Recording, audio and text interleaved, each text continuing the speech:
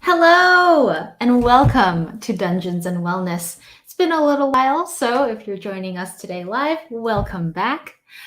Today we have for you play episode 5 of our story. So our story continues. Very excited. Joining us, we have, of course, Steve. Hey, Michelle. Howdy. Hi, Steve. Howdy. How you doing? I'm okay. How you doing? Oh, can't complain. Excited to be here. Yay. Yay. And of course, we have Dru. Hey, gang. I liked the way that when I started the show, I played the outro for a second before playing the intro. And I do think that kind of having that jolt of like the thanks for joining us and then going into like the sweet kind of fun intro, I think that's a good thing. We're probably going to keep doing that going forward. I like it. All right, nice. It's all about those rapid transitions, you know, keeping us on our toes. Thanks, producer. All right. So before we get started with the play episode of the day, I was thinking we could take a moment to review what happened in our last episode. So last time on Dungeons and Wellness. So Rand or Steve, you had a pretty exciting revelation. Do you want to share that with our audience? Oh, I learned that my dad was a previous adventurer, and he had this whole other life that I knew nothing about. And he's seen a lot of stuff. And I saw that he was a pretty good fighter. He defended me against the twig blights. He had some cool moves going on, some nice strategy. And he also informed me that the sword I stole out of the cottage is in fact a cursed sword, or it has a mind of its own. Yeah. But since he's taking me seriously as a young man, I'm going to have to find my own way with it and decide what to do with it. Wow, I love it. And let's see, what else did he reveal? Oh, he told you that the sword was one that he found on his last adventure in the caves of chaos. Where all his friends died. Perished horribly. And so that was part of his warning, you know, Rand, like, you got to be careful. It's a dangerous lifestyle out there.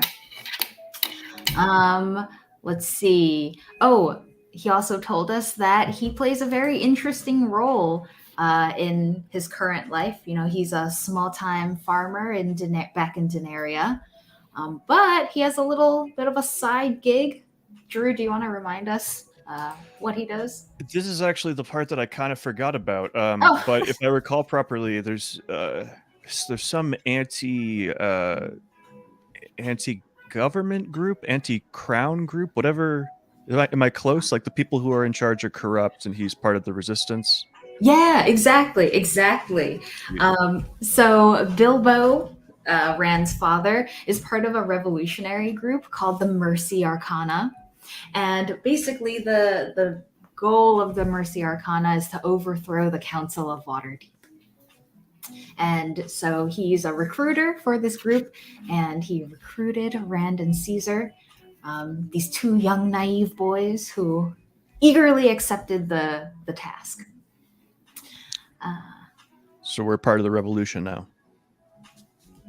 Well, that's what you signed on for. Revolution.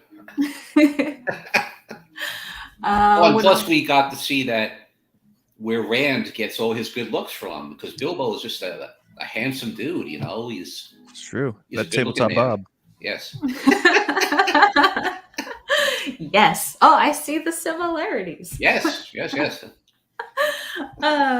But let's see. Yeah, Bilbo had a nice Southern accent, which I enjoyed. I find a Southern accent very warm and inviting. It was a good choice. It was a very good choice. I liked the part where he described what role-playing games are, where he was like, we had something called an adventuring party.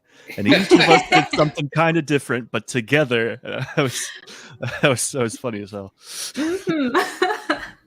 Yeah, I'm glad that we, like in Dungeons and Wellness, we're here to talk about like relatively serious concepts of mental health and mental wellness, but then like we can be silly too, which I enjoy.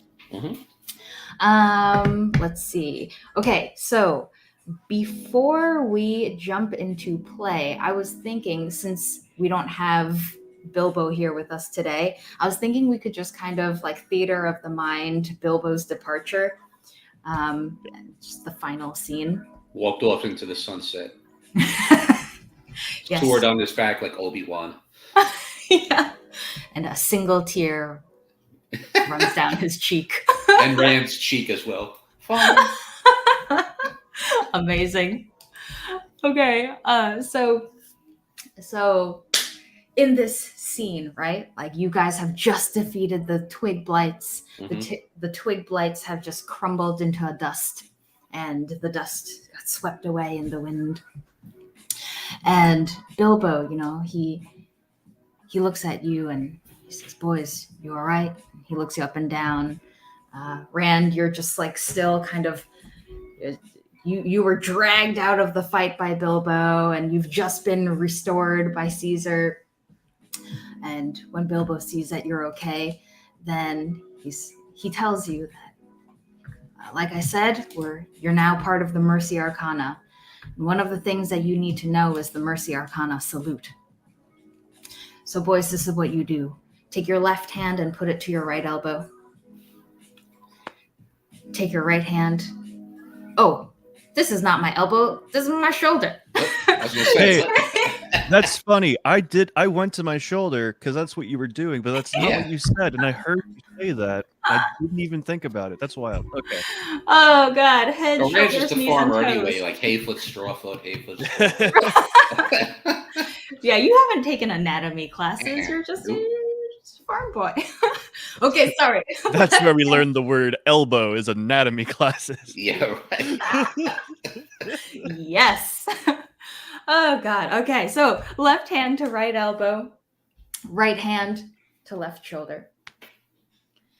And Bilbo, he makes you practice this a few times, and he makes you repeat until you can perform that motion smoothly. This is the Mercy Arcana salute.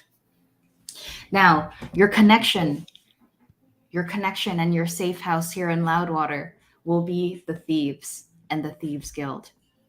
They are also part of Mercy Arcana. I've been training with them for the last few months. If you show them the salute, they'll welcome you. They'll give you a safe place to stay. Any questions? Do we have like a mission or something? Like, yeah. Your mission is to do what the Mercy Arcana needs you to do, whatever part that you need to play in order to take down the Waterdeep Council. Well, let's say our goodbyes for now. Like we said, the whole rewind. Father, son. Right. And we could head over to the Thieves and do our salute and get in and see what they want of us. Yeah. So, okay. So as he says goodbye, he gives you an extra 5 gold coins a piece. And he gives you a packet of rations. Both of you, 1 packet of rations. Did my mom cook them? Oh, yes. Home cooked by Mama. I smell them. Oh, awesome. Oh. And he says, well, it ain't much, but the Thieves will take care of you from here on out. Show them the salute, and they'll know you're on their side. Good luck, boys. Keep each other safe. And then with that, he turns around and walks into the sunset, sword on his back. A single tear. Son. Yes. I'm still woozy from getting beaten up by a twig blight. Yeah. I'm kind of leaning on Caesar. I'm like, oh, great Caesar's ghost. My head is killing me. Yeah, that was a pretty rough fight for you, so I totally understand that Rand might not be at 100% right now. Maybe Rand actually maybe gained 100 hit point, 100 experience points by that. Suddenly Rand is a dragon? What? This kid's got to start. Well, I'm not asking him to become Rey Skywalker, but he's got to like start getting some talents here. Yeah, he's gonna need to train up, especially if he's Yeah. gonna be part of a revolutionary force. Maybe Right? I can find somebody within the Thieves Guild to help me out here. Okay, so with that, we can bring on our map.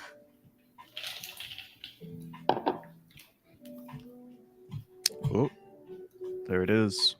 Yeah.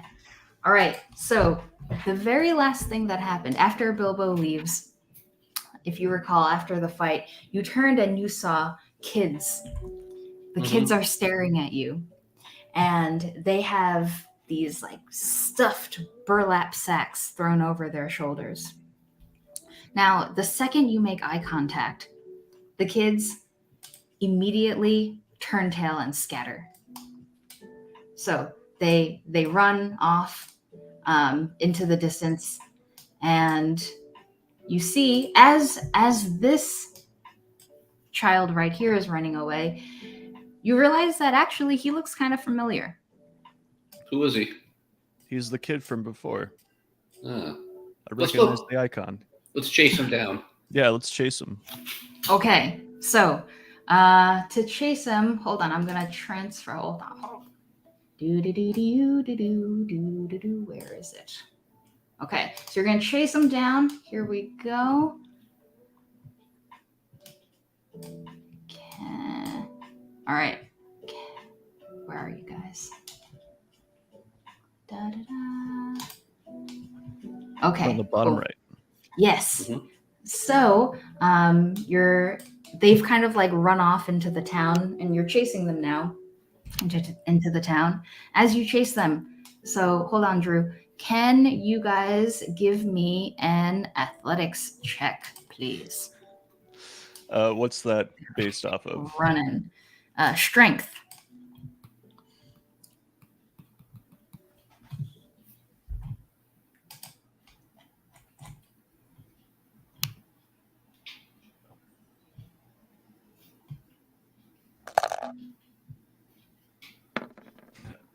I got a 1. It was a 1 because I have a -1 strength modifier. What happened to mine?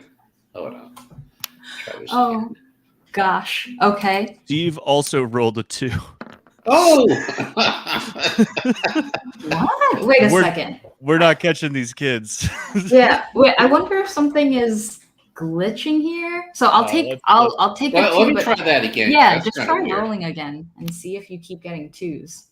Just want to make sure the coding is not. Oh, okay. All right. Yeah, it's a lot of different things. Okay. All right. So it legitimately was just 3 2s in a row. Okay. We rolled 2 2s. A 1 and 2 2s. Fantastic. Okay. So you're trying to chase after these kids, but these are some nimble, agile little kids. They easily outpace you, and you're just bigger. You have more body to move around. Like Rand, you're pretty tall. You're pretty tall, so like your knees and your lower back is just not having it. So you're trying to keep up with these kids, but they outpace you. And you see in the distance. I can't move my icon. Oh. Let me sure. Controlled by. This is a perennial problem. Yeah, like I wonder why does this happen every time? And like sometimes I feel like you can move it, and sometimes you can't. Technology hates Steve.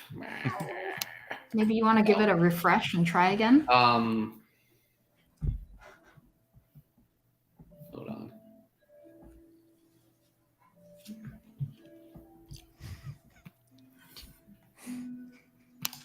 Maybe the DM will be kind enough to do it for me. Oh yeah, I absolutely don't mind if that's what you need. But like, ideally you could move your own token. But it would be nice. Whatever. Yeah.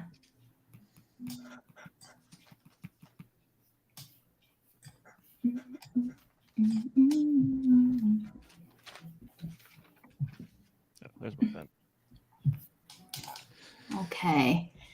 So while you try to do that, I'll just like narrate. So the kids outpace you, and you're huffing and puffing, you're trying to keep your eyes on them and chase after, but you can't catch up. And as you just like watch them as they run, you see that they all split up, they scatter, and they duck into just like random corners and alleyways. So now they're just kind of like just running and taking shortcuts throughout the town and trying to take advantage of the fact that they're more familiar with the town than you are. Yeah. So well, you know what? Maybe we could make our way to the Thieves Guild and get in and then tell them about these kids. Maybe they could round them up. Yeah, like we recognize that one kid, so I feel like we can proceed to the Thieves Guild and talk to them. All right, that sounds good to me. In that case, that's a good way to recover from the embarrassment of rolling. We got like 2 steps forward and then both fainted. Well, I mean, I do have like more options for trying to catch them, but if you just want to like give up now and turn back, that's okay too. Well, I mean, we're thinking of a non-lethal way of trying to catch them. I mean, Oh, okay. I could think of some other ways of trying to get them, but we want them alive, I guess. Oh boy.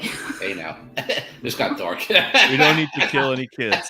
I was thinking, like you could investigate. And stop trying to get us to kill these kids, Michelle. I'm not putting words in my mouth. All right, whatever. Why can't you let me have fun, Michelle? All right. Yikes. All right. Well, let's get to the let's get to the Thieves Guild and we'll tell them what happened. Okay, so back to maybe they'll send us out to get these kids. You never know. You never know. Okay. So the Thieves Guild is up here. Yep. Okay, so here we go. Wait, I think I have control over it now. Oh, okay, nice. Yeah, try. Oh, I saw it move. I'm on roll 20. The map is all wrong. It's all wonky here. Hold on, Drew. Let's wait and see if Steve.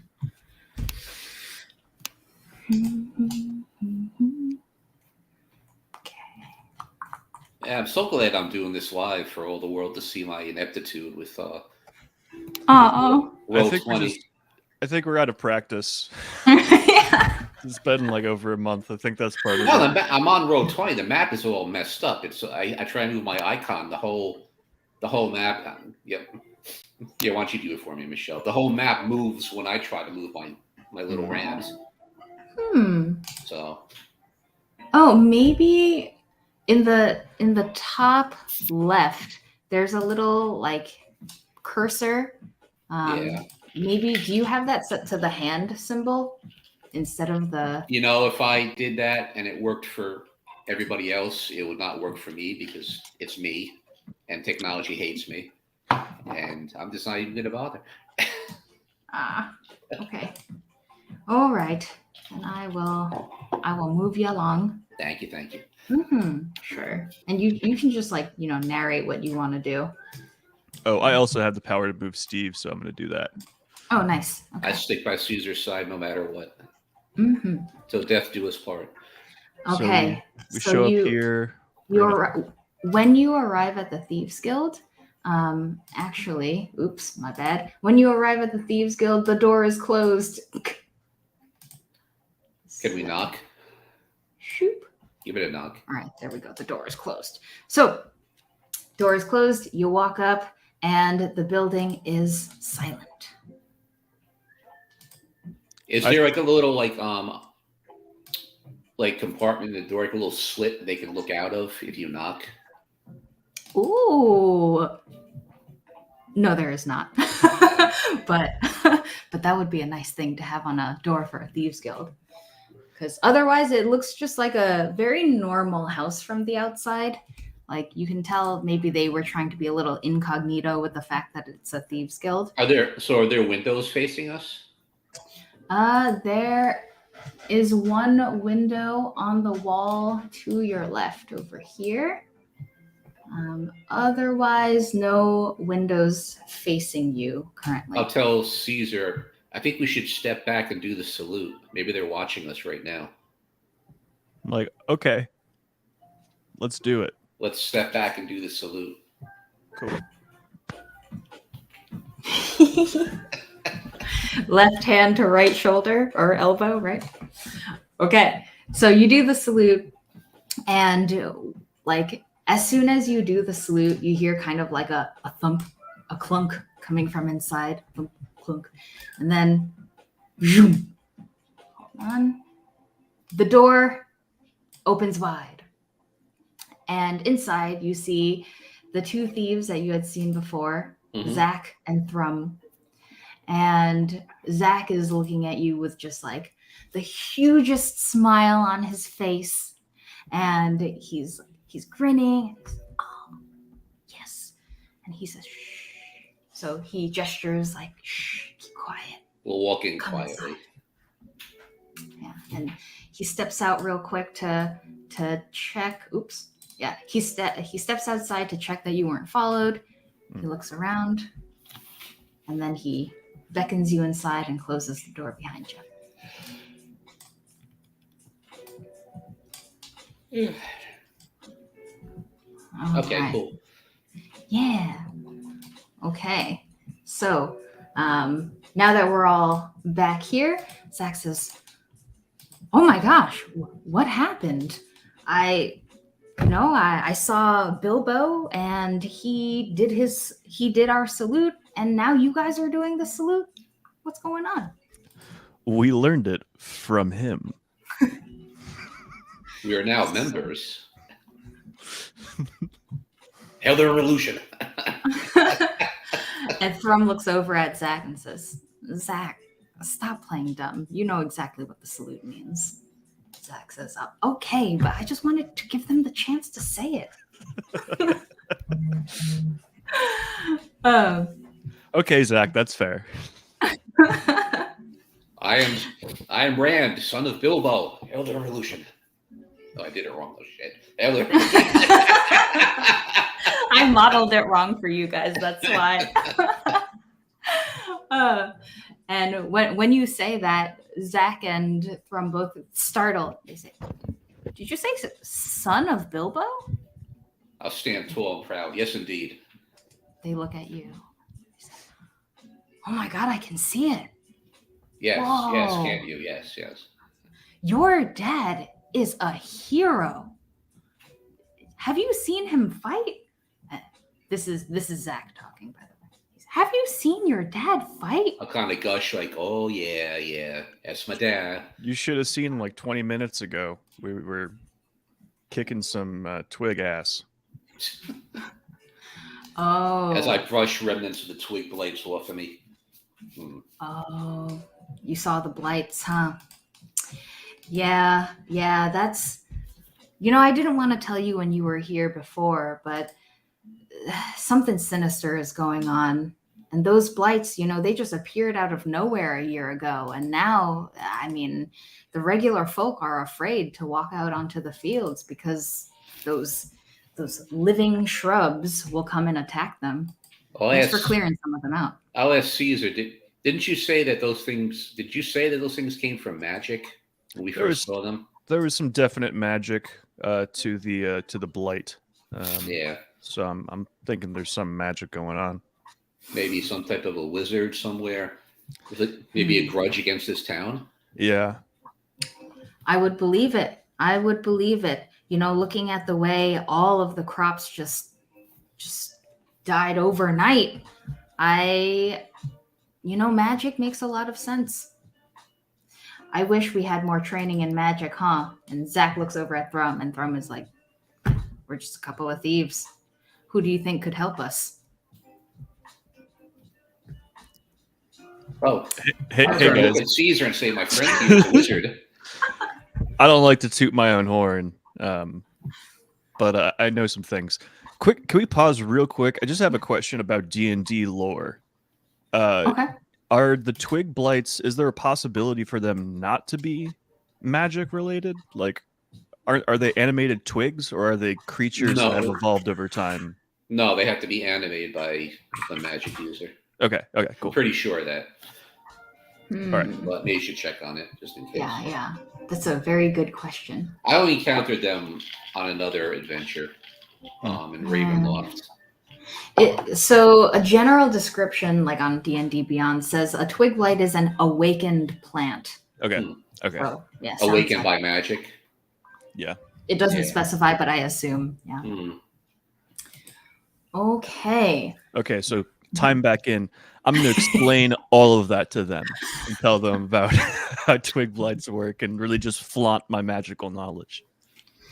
Thrum raises her eyebrows. She's clearly impressed. And she says, okay, I see. So then whoever did this or whatever did this was clearly some sort of magic that took out our crops and raised these plants. So I think we should try to find the source of all this, because it's going to keep going on. I think. I would agree. Yes. Do you think this is connected to the thefts that have been happening? Do you think perhaps this magic user is also stealing food from the locals? Funny you say that. Yeah. Caesar. Yeah, we saw a large group of children from the town. We recognized one of them. He's a good guy. You can find him eating bugs and jumping. He's got a sister. I forget their names. Their dad has a store or something in the like the bazaar, the market. But now that I think about it, it's possible that they were being controlled by this being as well. Maybe they're being compelled by this entity to do that, because I don't know. It doesn't make sense to me otherwise. I feel like it's got to be this one person behind it. Maybe they would be able to give us some insight into who this might be. Yeah, they scattered in all different directions. We couldn't find them. You should have seen us running, though. We ran so fast after them. Seriously ran fast. We almost caught them like twice, but in the end, they're younger than us. So. Yeah. Oh, I understand. I'm sure you gave it your all, but those kids, they can be quite squirrely. Yeah. No, I get it. But maybe we were thinking maybe you could locate them, since you know this town like the back of your hands. Obviously, we don't know all the nooks and crannies where they could hide. That's an excellent idea. All right, Zach, I have to stay at base for when Chicken and May eventually get back, but do you want to help them out? And Zach says, yeah, this sounds like a fun adventure. All right, let's do this. And so Thrum sits down. So wait, so if we're part of the Thieves Guild now, we're part of the Revolution, are we going to get paid? Oh, sure. Yes, you can get paid as members of the Thieves Guild. But first you will have to kind of, put some work in. So you know who my dad is, right? Megan McCain strikes again. Oh man. All right. And Thrum kind of like could we just get maybe an advance of like maybe a couple gold each? All right. We do have a couple gold pieces to spare. And she hands you both 3 gold coins. We did get rid of the twig blights for the moment. That's true, actually. Thank you for that. She hands you a couple more gold coins. So now you've gotten 5 total from Thrum. And she says, all right, you happy now, Rand, son of Bilbo? Yes. Hail the revolution. Indeed. And Zach says, come on, guys. Once you're done, robbing the robber, I'm ready to go out and hunt some kids. Let's hunt these kids. You said that they might have the key to whatever's going on in this town, so it's very important work. Let's do it. All right. Well, the twig blights, they came out of the fields. where we had that battle. Yes. Maybe one of you guys should go back deep into the fields. You might find something back there. A sign, something. A token. You never know. Interesting. Drew, what do you think? I mean, we don't have to do. We can look for the kids, or yeah, I'm down. I think I'm more up to look for the kids at the moment. yeah, I'm saying one of them could go be... back there and look for some things. Yeah. Okay. But we just split up, like, or one guy goes there and the rest of us go find these kids. Yeah. Okay. Zach says, do you think? I mean, I don't know that much about magic. I don't know if. Well, just look for anything out of place. All right. I can do that. Look for anything that looks weird. Okay. And if you feel you're in danger, come back. Oh yes, I'm good at escaping. Believe me. I like how this 17-year-old boy is telling them what to do. Like he has any clue himself. Well, any knowledge is better than what they have, which is close to nothing. Okay, so are you saying like Zach should go to the fields and you'll look for the kids? Well, yeah, like Caesar and I can look for the kids and maybe have, if he wants to, have Zach go just check out the field, see if there's something there, something interesting, something out of place, Yeah. How about since the field is on our way, because we're going down that way, let's just all go to the field. Okay, we could do that too. Take a quick look. If we see a guy with a multicolored robe calling himself Sauron, Sourman, then we know that's the wizard. Yeah. I'd like to investigate the field. Yeah, dig it. All right. So when you investigate the field, or can you give me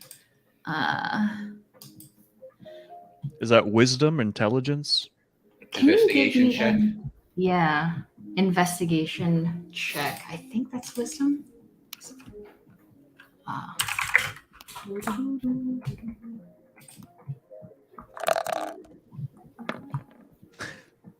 I rolled a 2, but I have a 4 because I have a +2 to wisdom.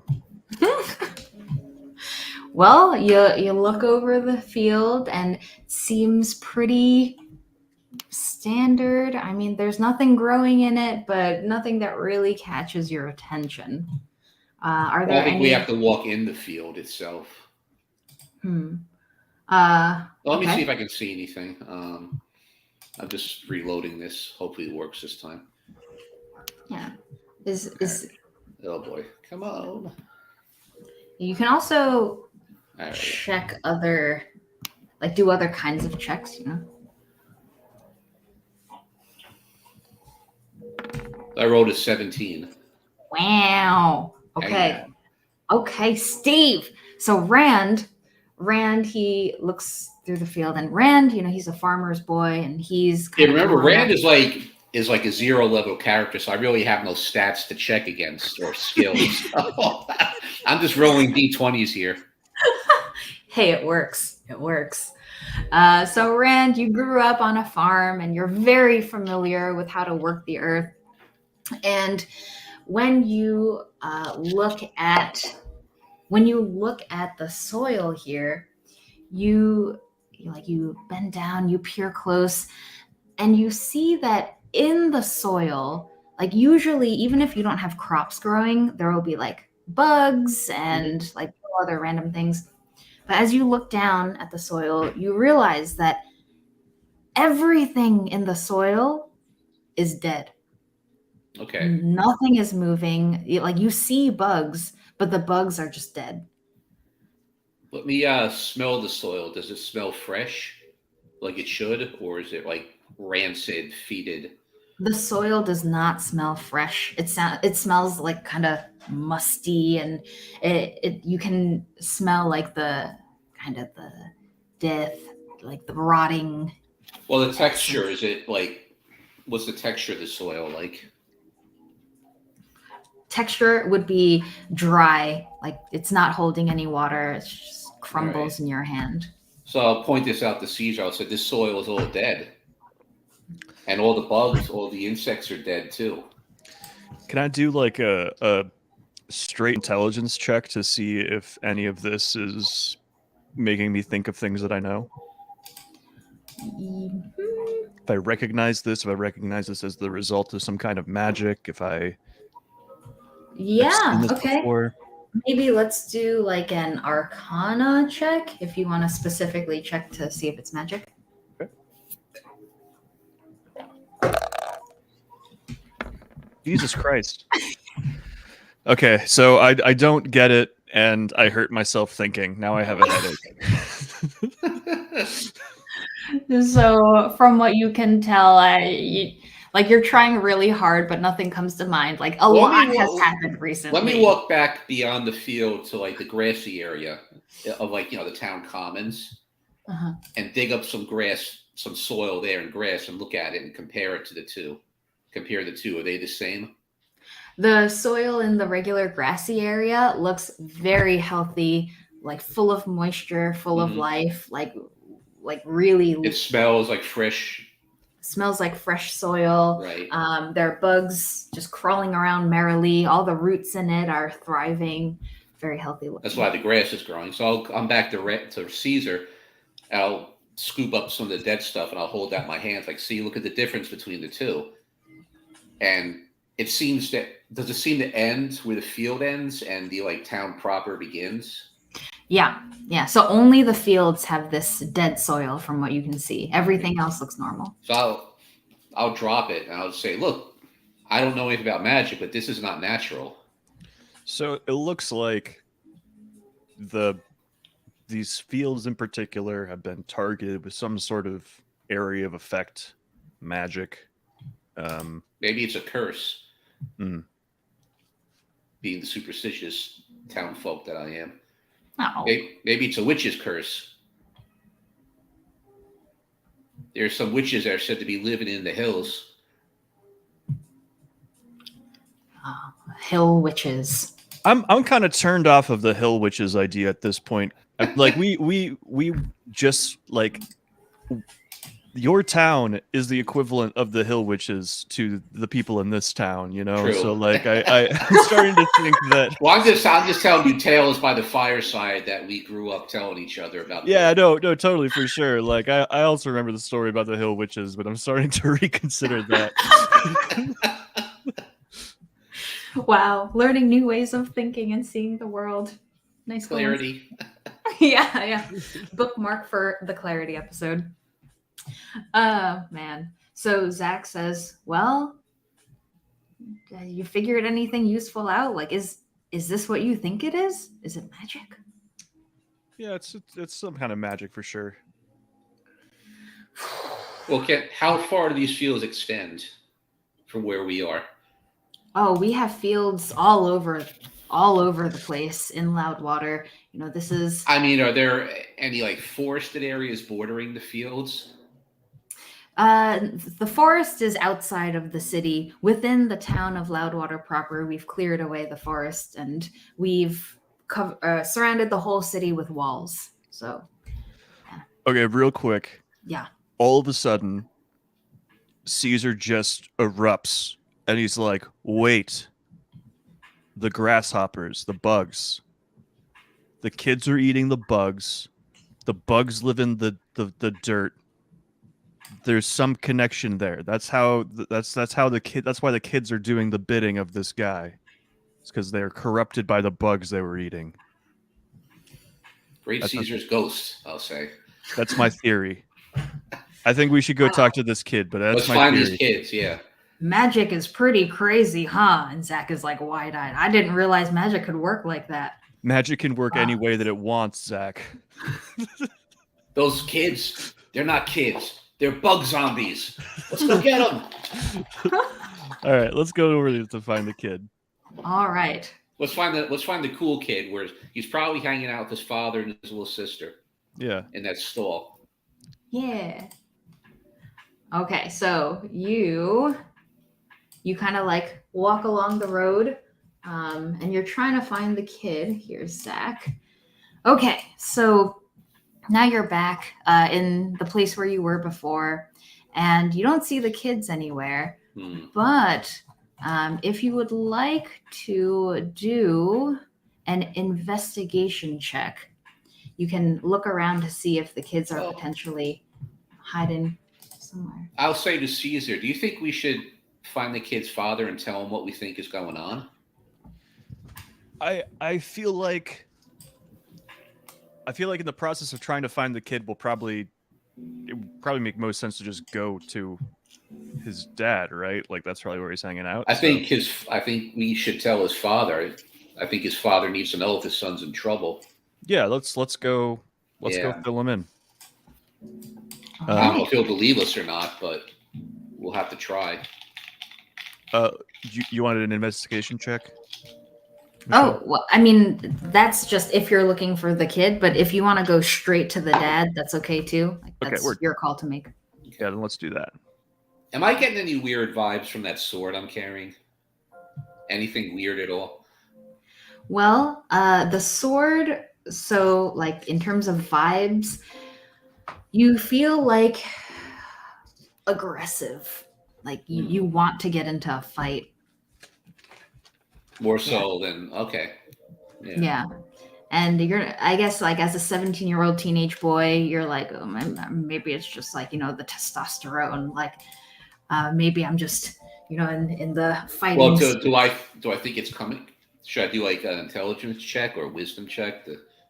Again, not that I have stats to actually roll by, but I mean, do I think it's coming from the sword? I mean, because dear old dad told me the sword was, That's true. Okay, so it feels to you like those are your own feelings and thoughts. But yeah, if you want to do like a wisdom check, then we could rolling a random d20. Yeah. Just roll a d20. Let me get the first level, then he'll get some stats. Yeah. You guys need some 10. 10. Okay. So you feel like aggressive and you feel like you kind of want to get into a fight or you want to just like wrestle something.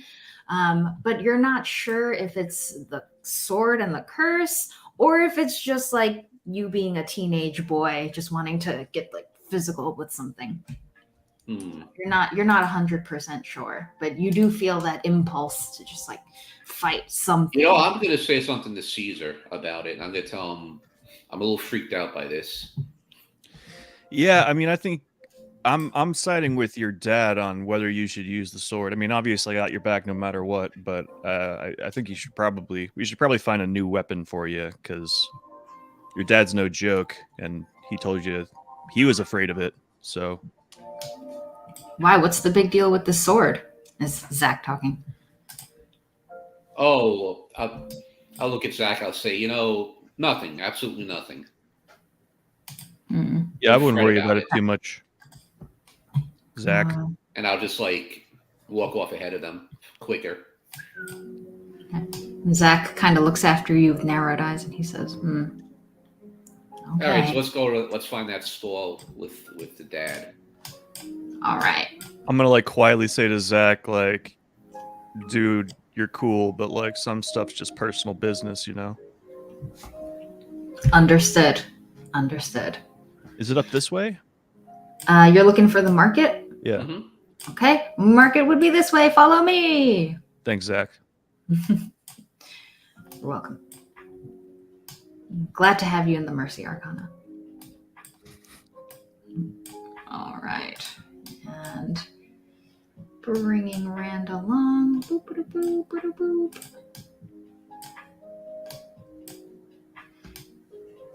Ah, what a beautiful, peaceful town.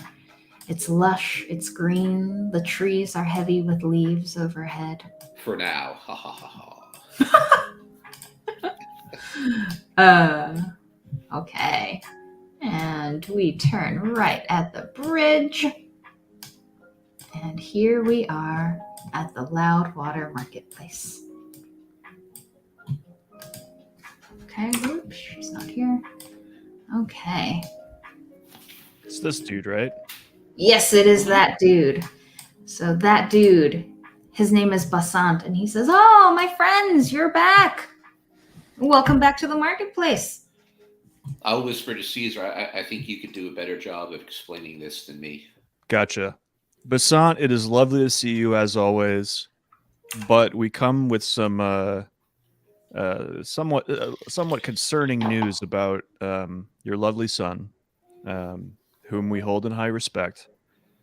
We were over there in the field fighting some twig blights, and after we finished slaying them, we looked over and we were very surprised to see a group of children holding burlap sacks full of food, and your lovely son was among them. Now, I was as shocked as you are. I was like, how can this be? And just a few minutes ago, I came to the tentative conclusion that the grasshoppers that your son so loves to eat have been causing him to or kind of controlling his actions. I don't think that your son is doing this. I think that somebody is corrupting your son as a vessel to do this for some grander cause. So I know that's a lot to drop on you, but we wanted to make sure that we let you know as soon as possible. I'll say you should listen to him. He's an elf after all. I know some things. I want to say if the grasshopper thing is just a theory. If that ends up not being true, I don't lose any points. That's just a theory I'm having. I'm not putting any money on it. I'm just saying that's my current theory because I don't think that your son would do this willingly or consciously. I'll have to say I back my friend's theory. Although I'm a farmer, I'm not a magician, but wizard. I looked at the soil in the fields, and the soil is dead compared to the soil in like the common areas of the town, which is rich and fertile. I said the soil in the field is dry, it smells bad, it's dead soil, and it only seems to affect the field area. Which now, being a farmer, my whole life, learning it from my dad and like my uncle, coming from a farming community, that's just not natural for just like one specific area to be affected by this. Like your whole town should be affected by this. Yeah, actually, the soil where we're standing right now should be dead too. That's a good point, Rand. And I have two questions for the Basant. Is his name? Basant. Yeah. Basant. Are you guys familiar with crop rotation? Yes, okay. We are familiar with crop rotation. Okay. And also, have you considered growing food on the soil that isn't corrupted? Well, that's a very, very good question. You know, a weird thing that happened, because, and he gestures towards you, Rand, and he says, clearly you know what you're talking about. Clearly you've spent time on a farm. And yes, you made a great observation about the soil. It's completely dead on the fields, and the soil won't yield anything. And what we've noticed is that if we try to grow a food item like potatoes, or carrots, something that we can eat, those things can't thrive. Gotcha. Those things can't grow. We don't know why it is, but I'm kind of overwhelmed right now. Are you telling me that my boy he's the one who's been stealing? I don't think it's your boy. It's not his agency, at least. I think that he is being mind controlled by some evil creature or entity of some variety to do this. I think that his actions are somehow related to the magic that has destroyed your fields and won't allow food to grow. But I think it'd be really helpful if we could maybe have a conversation with him. Again, I don't know how much information he's going to have because I think this is mind control, but at least he could testify. Like if he comes and confesses, that would let us know if the. Well, I think it's also important to say we saw a bunch of kids, not just him. Yeah. With those same sacks. Yeah. So we think that whatever is affecting it, whatever caused those monster twig creatures to attack us,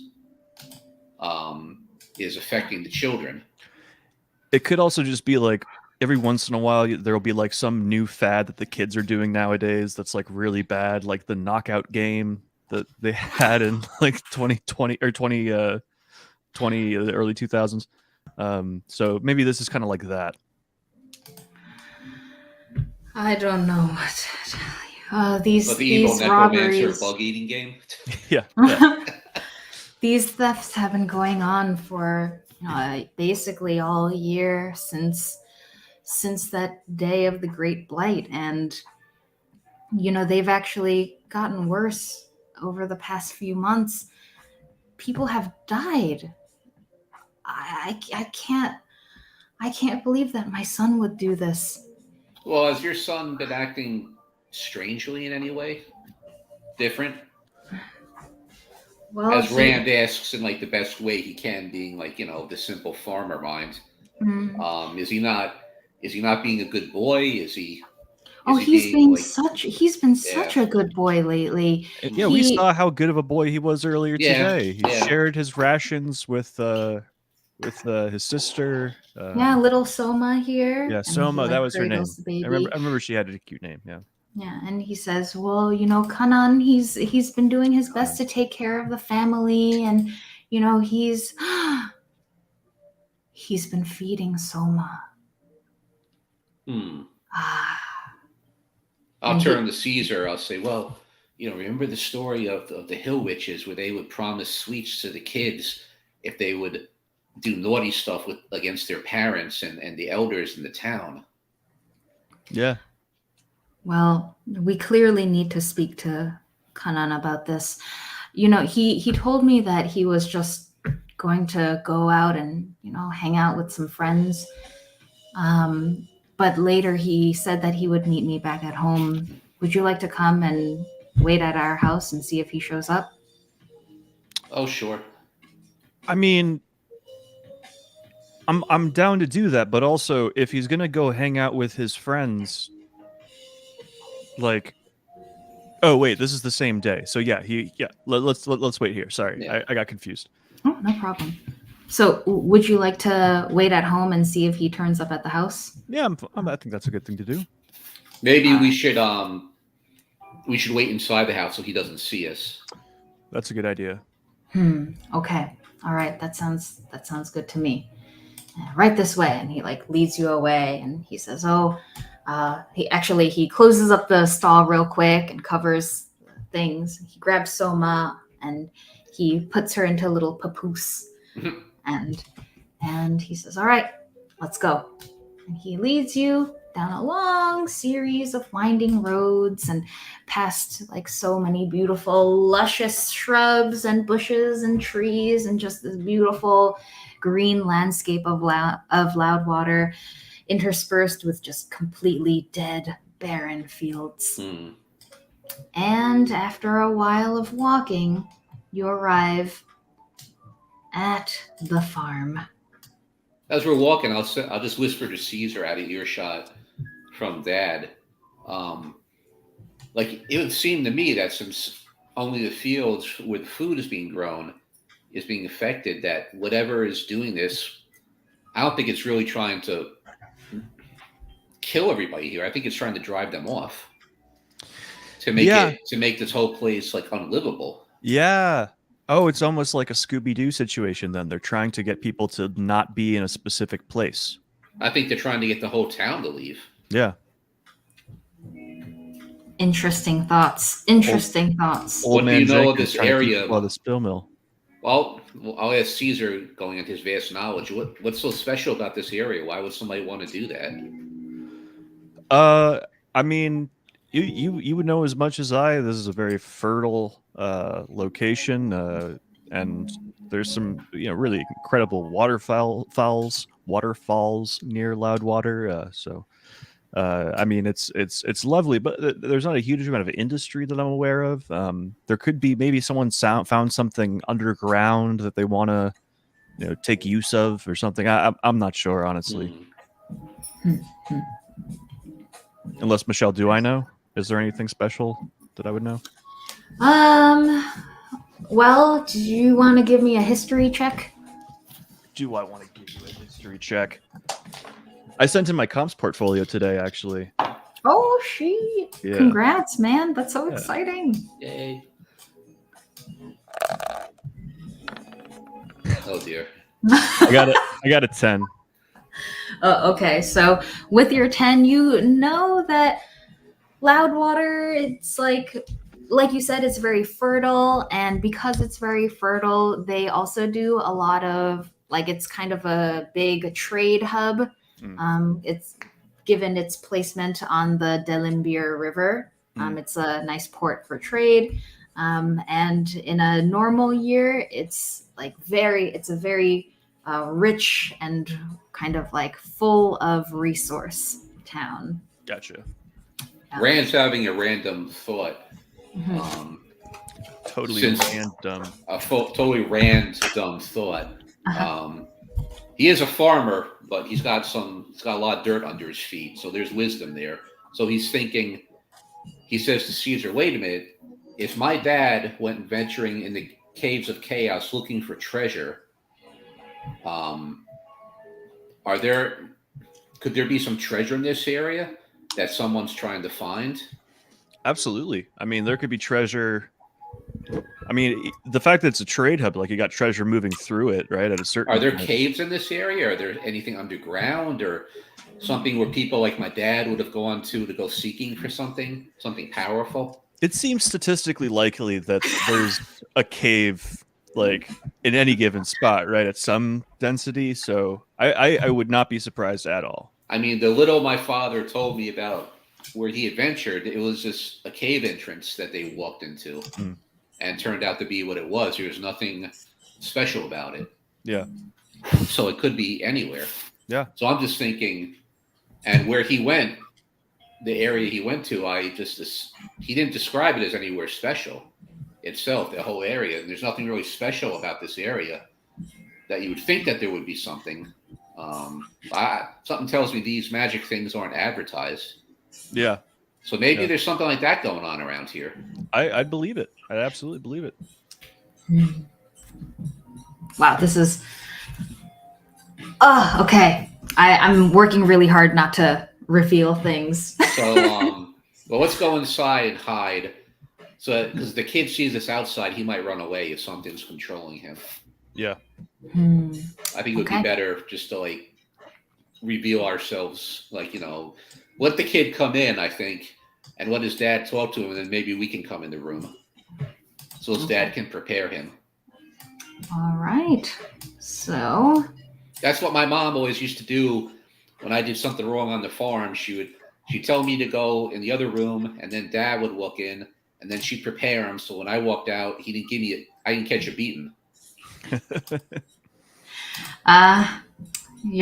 And Basant looks over at you, and he kind of he looks a little sad for a moment, and then he says, "Your mother sounds like a wonderful person." I clutch my heart. Mom. I'll feel for where the food is that she sent me. Oh. Okay, so then we can now enter the house. So Basant opens up the door for you, and he says, "Welcome. I'm sorry. I haven't really had a chance to clean up. It's kind of a mess in here. I apologize." You have a lovely home, Basant, and the fact that you have this very costly musical instrument is just such an impressive symbol of your status and wealth. And thank you for letting us hide out and wait for your son. Yes, this piano, it does have quite a story to it. This is Noah's piano, and Noah was actually one of my wife's closest childhood friends, and he gave this to her as a gift on our wedding day. Do you play? No, my wife was the one who played. Oh, okay. My mom plays a little bit. Oh, does she love music? She does. She likes to dance too. Oh. And Basant puts a hand over his heart. A deep sigh. And Caesar, as you kind of gaze on the piano, you notice that there's a thick layer of dust on the keys, just like every surface of the piano. It's like a thick layer of dust.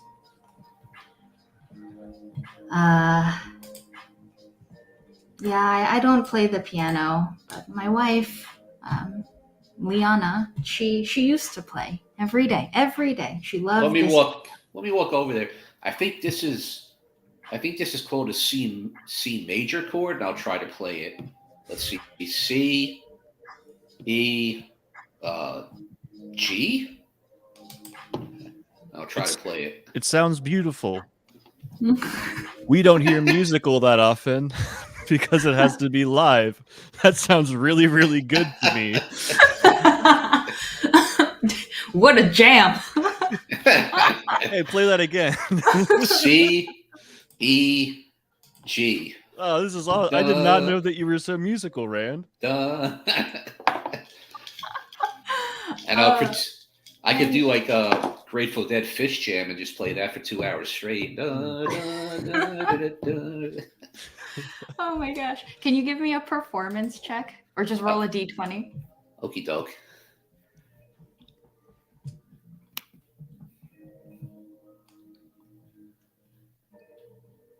Oh, he's jamming out. Right.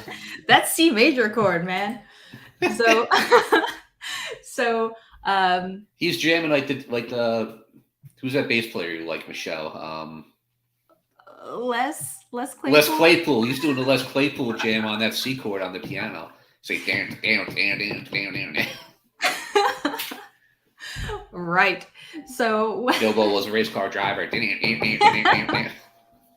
So as Rand is jamming out on the piano, Basant is just like taken aback, and he says, "It's literally been years since anyone has played that piano." And he gets very emotional, and he says, "You know, Noah, he was a very famous traveling bard." And when he gave this gift to Liana, it meant so much to her. She loved this piano. Like I said, she played it every day, and she would, play fun tunes like that. Ding, ding, ding. And it every night, Kanan and I would gather around and listen to Mom play. And when Kanan was a little boy, Noah was actually assassinated. And we think it was by somebody who, was jealous of his success. And Liana, she never really got over that, and so after that happened, she really dedicated herself. She became amazing at the piano. And now to hear someone play the piano again. And he becomes kind of overwhelmed with emotion. He starts kind of weeping quietly. When did Noah get assassinated? When Kanan was a little boy, I'd say maybe Kanan was 4 or 5 years old. So that would be 6-7 years after Liana and I got married. How long ago was that from now? I'll stop and I'll look over at Caesar, raise my eyebrow, like, I'd say about maybe 5 years ago. 5 years ago now. I'm sorry to hear that. Thank you. Well, I'll stop playing and I'll dust off the rest of it for him. I'll say, well, maybe you and your boy could teach yourselves how to play this instrument.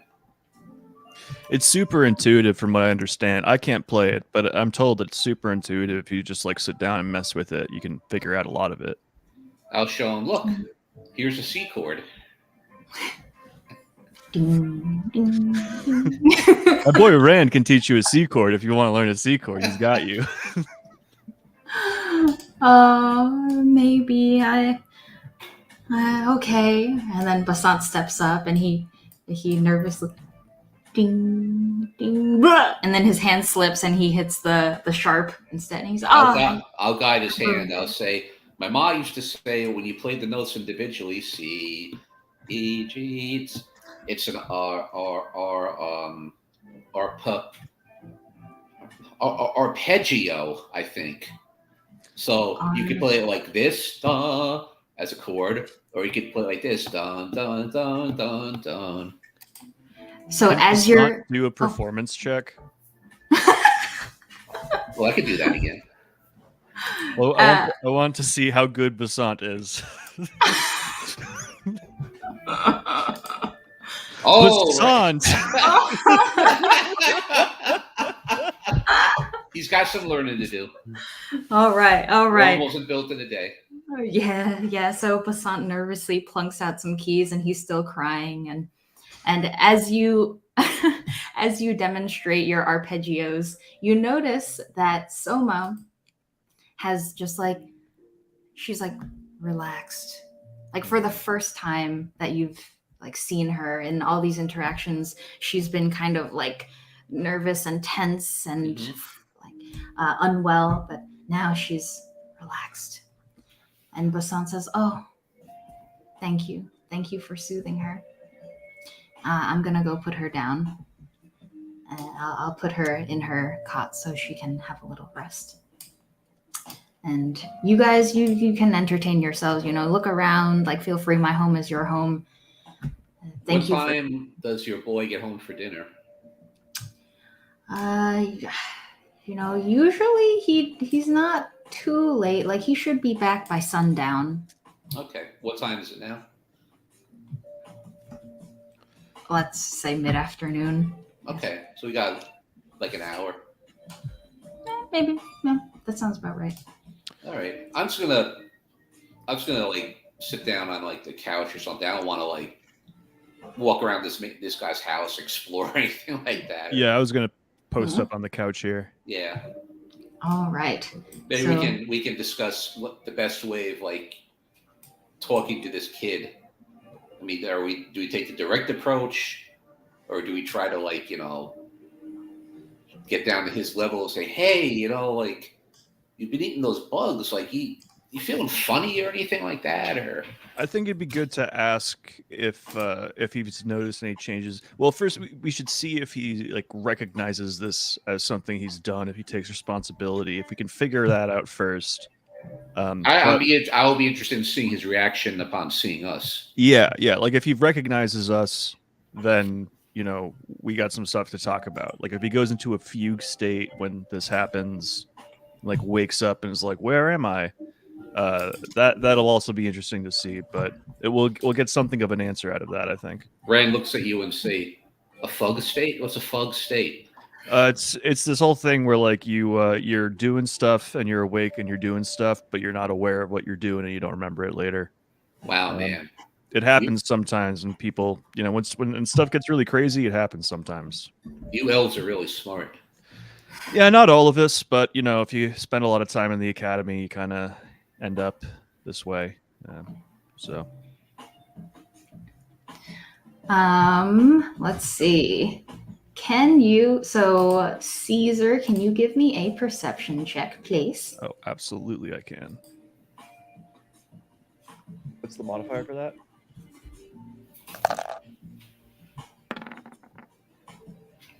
12. Okay. Is there a modifier for that? A perception. There's wisdom modifier. Wisdom. Okay, yes. So then 14. 14. Okay, so with a 14, as you're sitting there on the couch, like now you've settled, you notice that there's like a smell. Like there's kind of like almost it smells like something rotten, maybe. Yeah, but you notice like a somewhat pungent odor. Can I tell where it's coming from if I move around? Do I notice it being or emanating from anywhere in particular? I kind of just like walk in a little circle, sniffing. Yeah. Yes, if you walk in a little circle sniffing, you notice that the smell gets stronger when you go, I guess, whatever the direction is, north on this map. So like up, closer to the table. Okay.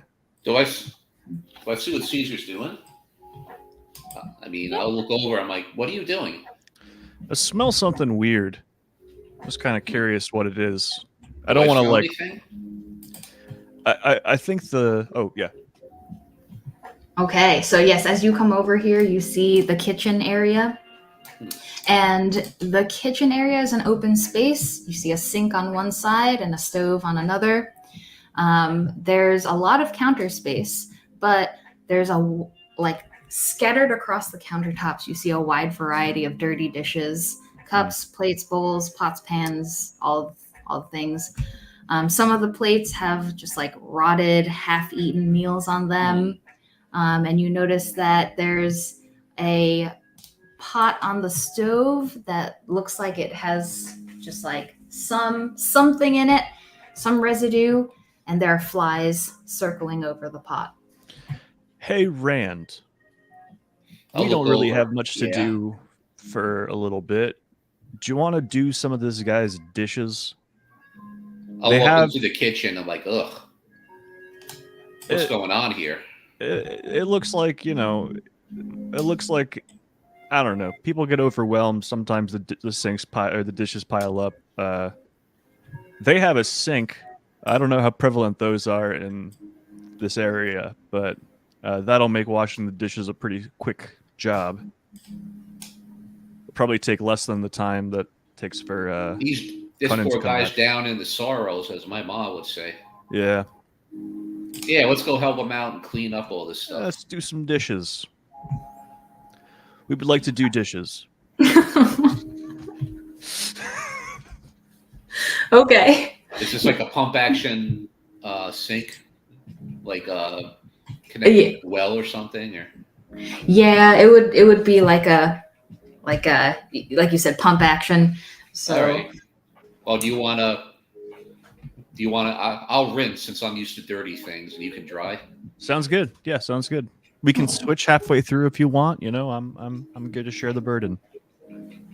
Well, I want to get your fine match user robes dirty. So I'm used to having dirt under my nails. Yeah, I mean, the dirt gets there. I'm not too focused. All right, let's help this poor guy. Where'd he go anyway?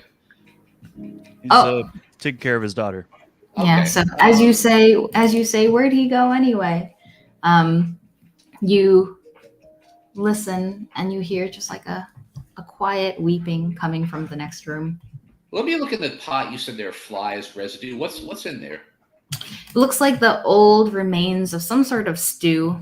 Okay. Got some chunks on the bottom. I mean, we're just the food that the smell that's coming from this room is just like ordinary rotten, spoiled food smell. Yeah. Okay, nothing out of the ordinary.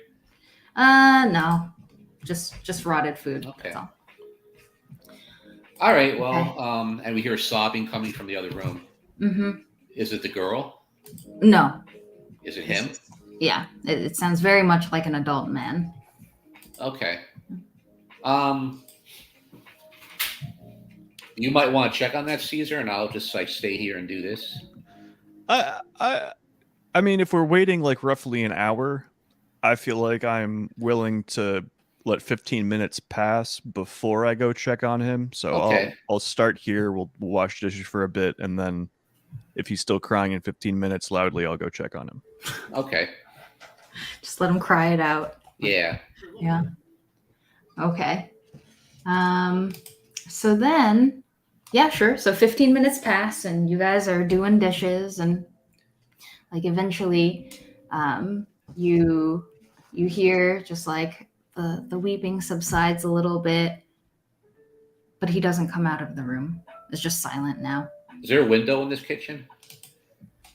Yeah, I didn't like put them like when I was making the map, but yeah, let's say the window is on this side, facing the back. Just look out. Is it getting darker out? Sure. Yeah. So you see that it's getting a little bit darker. The sun has dropped in the sky. And as you're looking out, you see like a beautiful little backyard space. There's a pond out there. And next to the pond, there's a small grove of trees.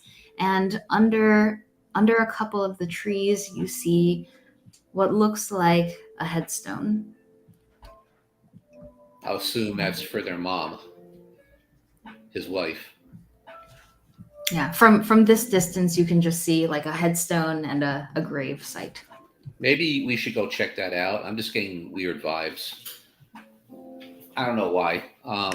Okay. Also, it's sundown. This boy should be coming home by now. Yeah, I was thinking I'm gonna go pop in and talk to the dad. So maybe you can go check out the headstone, and I can Okay. go talk to the dad. Sure. We'll divide the party. Not too far, of course. Not too far. All right. Let me open the door for you. Thank you. Thank you. You're welcome.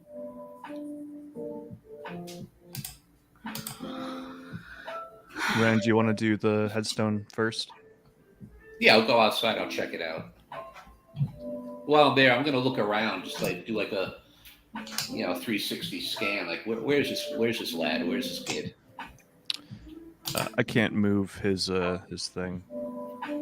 Oh. Okay. Can you move your own? I can move my own. I can't move Okay. his. I think I just have permission to move his on some of the maps. Oh, I see. Oh God. Okay, whatever. I'll just do it for this one. So Rand, you get out there. We're Let me pretending try it that on I'm D20 Rand. to let me try to move it on D20 without destroying this. Oh, I'm actually doing it. Woohoo! All right. Cool. Yeah. Yay! So I'll go right up to the headstone. All right. So you're at the headstone. It's unmarked, and you see just like one little flower placed next to the headstone. But otherwise, like, it looks like this grave is older. Like grass has grown over the top of it now. And yeah, otherwise, like, pretty unremarkable. When did his wife die? I don't think you know that yet. He didn't tell us, did he? Within the last 4 years. Say comparing this to my grandparents' grave, that's about 20 years old. How old would this grave look? Yeah, so it looks much, much fresher and younger than your grandparents' grave. Is there still a mound? Well, like a little bit, like it's slightly elevated. Okay. But not very far. So we could still be in like a year or two kind of range. Maybe. Mm-hmm. I see there's a lake or a little pond over here, whatever this is. Let me go check it out. Yeah. Okay. So you see just like a peaceful little pond, and you're like kicking around next to the pond. Throw like a little like stone into it. Skip it. Oh, you throw a little stone in, and when you're throwing the stone, you notice, well, as you're looking down to get a stone, you notice on the ground that there's a little heart shape that's outlined with rocks. Next to the pond. Like it's a shape of heart and rocks, you mean, like that? Yeah. So somebody used rocks to create the outline of a heart. I'll call Caesar over. Hey. So I guess this was made by the kids. Yeah, it's a heart-shaped rock, or heart-shaped rocks. And at that, so as you're looking at this now, I guess. Or sorry, do you have any other questions? Their field over here. Their small field. Mm-hmm. If I walk over there, is that affected by blight? Yes. So what you noticed before with the deadened soil and dried out, like unsustainable for life, you see the same exact thing over here. Okay. So it's like reactive. It's globalized but topical and reactive to the condition of growing food. In other words, it's only affecting the soil that's growing food. Yeah. I'm gonna go. Yeah, let me go back in the house. I'm gonna. Okay. Yeah, let me go back in the house. I want this kid. Like I said, I want the kids to see it. The kid to see us. Where is? Is the door open? I can see him. Yes, the door is open. Let me close this back door. I'm gonna kind of do one of these standing in the doorways, being like, "Hey, knock, knock. Hey, you doing okay? What's going on, man?" Yeah. So, all right. And when you when you call out to him, he just like he startles. He's curled up in bed and he's facing away from you with the blankets over him, and he startles a bit. And he looks over. Liana? And as you're looking around in the space, you notice that this room is like very cluttered. There's dirty clothes all over the place. In the corners of the room, you see like broken wine bottles. And he's just in bed. And he's looking over at you. Liana? And then he like shakes himself. And he says, oh, sorry. I must have dozed off. You're good, man. All good. Heard you sounded like you were having a rough time earlier. Just wanted to see if you're okay. Your son hasn't come home yet. It's getting darker out. Oh, I don't know what's going on anymore. Thanks for checking in on me, man. Of course. And he comes over and he says, all right, let's sorry about that. Let's go back out there. No need to be sorry, dude. It's a human thing. That's what we're all up to. And Basant sits down and he says, well, I can tell you about what happened with Liana, I guess. You don't have to. I mean, while he's talking, I'm gonna walk around looking outside the windows to see if I see this kid approaching. Okay. I'm be like, if you want to talk about it, you totally can. We just noticed her really nice grave setup out back and little hearts that you guys did in stone. It looks, it's a really nice memorial. But yeah, if you want to talk about it, you can. If not, we don't have to. This guy Zach had some really funny jokes earlier. He could tell. We got songs we could sing. It's all up to you, man. Whatever you need. Thanks, man. I actually haven't really spoken to anyone about what happened, and I'm just realizing that nobody knows. Nobody was there. I was alone. I know how that is. Yeah, the vast majority of people I interact with don't know anything about where it came from, so I'm very familiar with kind of being a walking tower of secrets that you never intended to keep as secrets, but the longer you have them, the taller the tower becomes. Yeah. All this talk of towers and stuff is over Rand's head, so he's just looking outside. Rand is an invaluable member of the team. We couldn't do it without Rand. Taking care of the logistics right now. So with that, Basant goes, well, if you don't mind, I would love to share the story with you. Please. So, you see that picture over there? And he points at a painting that's on the wall here. And the painting, when you look at it, you see that it depicts a portrait of a family. And you immediately recognize Basant and Kanan. And the two of them are kind of gathered around a woman who's seated in a chair.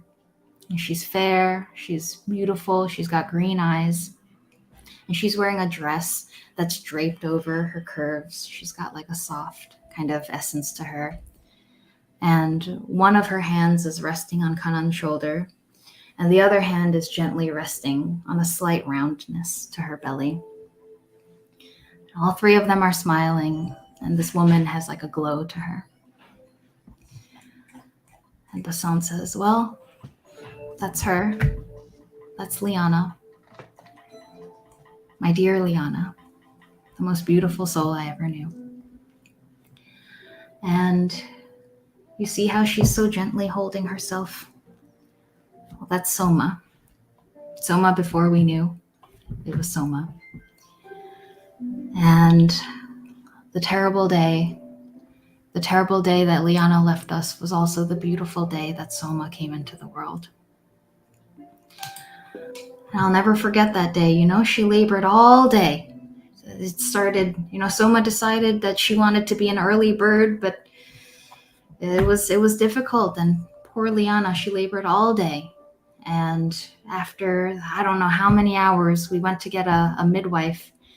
And luckily, we were able to find someone, a trained midwife from Waterdeep, So we brought this midwife back to help us. And poor Liana, she closed herself away in this room, and she forbade myself and Kanan from going in. She said, no, I got this. And poor girl, her screams, her cries just filled the house. I thought I was going crazy listening to that. But as the hours passed, she got quieter and quieter. And sometime in the middle of the night, I remember so clearly the moonlight filtering in through the windows. Something to soothe the anxious, tense air in the house, right? Suddenly, there was just silence. And I thought maybe this is it, maybe it's done now. But I couldn't hear a baby, I couldn't hear any crying. And I remember Kanan came into the world screaming, he was ready to fight that boy.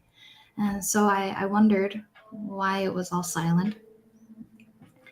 And a couple moments passed, and then I heard a baby's cry, very weak, but a baby's cry. So, at that point I was like, oh, finally it's over. And I burst into the room. And the midwife was there holding this beautiful little girl, this very, very thin, frail little child. And I knew I had to protect her with everything that I had. And I looked over at Liana, and I wanted to say, hey, congratulations, we did it. But she was so still. And no matter how many times I called her name, she wouldn't get up. So that was the day that I lost Liana. And that was the day that Soma came into the world. That's really difficult. I think Drew and I are about to weep uncontrollably at your delivery. Yeah, that is powerful stuff. Yeah, I mean, it speaks to the importance of having experienced midwives more available widely. But that is tragic. I'm so sorry to hear that, man. Thank you. I'll never forget, the midwife, she did her best, but I'll never forget her words.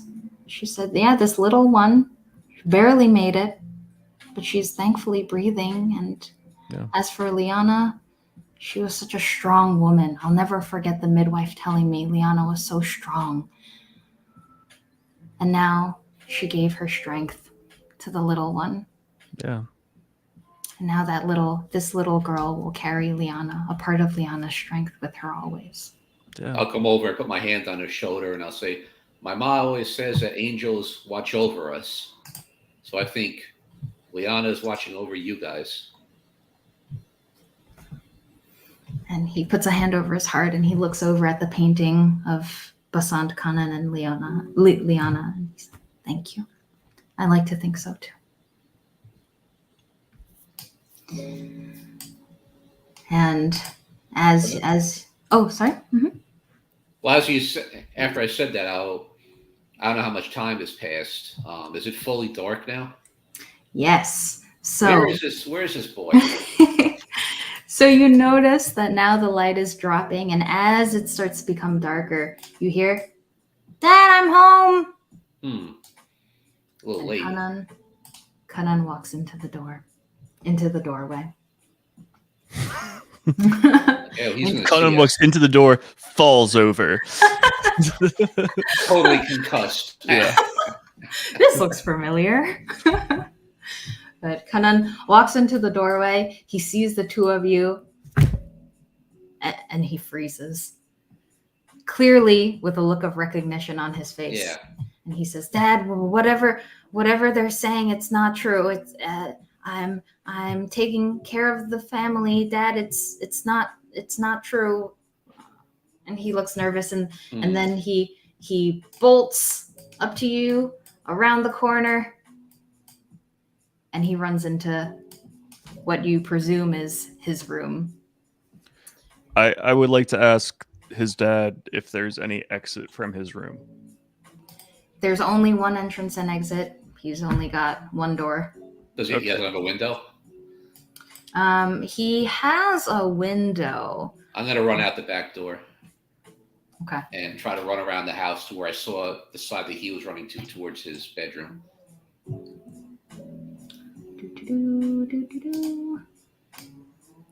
Okay, oh no, that's Zach. Okay, so you run out and around.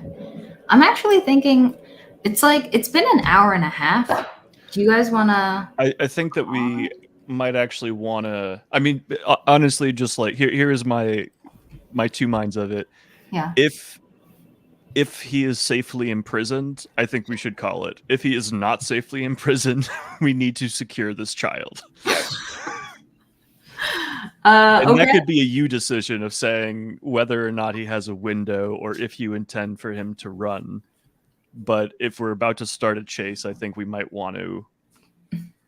Actually, I think we might want to call it, because that could be a whole thing. Okay. Well, if he wants to jump out the window and we run after him, we could say cliffhanger. Yeah, exactly. Yeah. So whatever. Yeah, that's the what I want to know is have we imprisoned the child, or is the child at large? I'm going to say that, well, at least Basant does not look concerned that Kanan might run away. There is a window in Kanan's room. But I'm just going to say he's going to stay in his room. Okay. Yeah, then I'm content that we have imprisoned the child and we can begin interrogations tomorrow. Or next time. Okay, cool. So then, Steve, do you still want Rand to run around and be looking at the window from the outside? Yeah, because I don't know if he's going to run or not. So. Okay. All right. So you're outside. Looking in, and yeah, okay. I'm in here. He's over here. At the doorway. All right, cool. So between the two of you, you have secured the 2 potential exits of Kanan's room. Nice. Go team. All right, go team. Okay, guys. So I think this is where we call it. And you've, in Dru's words, you've imprisoned the child, and the interrogation, the interrogation can begin next time. Yes. I'm having less confidence in my cricket eating theory at this point. I think maybe, I don't know. There are things that just don't add up, and I pointed them out to Michelle prior to the broadcast, and she was like, "No, it's all going to come together." And I was like, "Okay." So now I'm trying to make everything make sense for me. I mean, I'm curious what he means when he says I'm helping the family.